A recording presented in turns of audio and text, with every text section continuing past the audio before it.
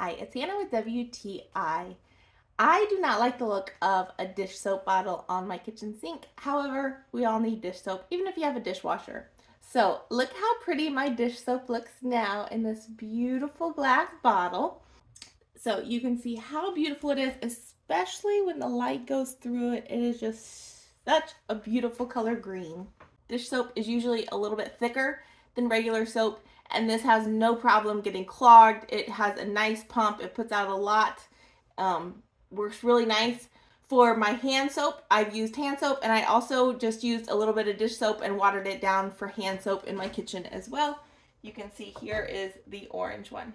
I love green, and so I love that this is this beautiful green glass color. I have green dish soap in it, so it makes it even more a strong green.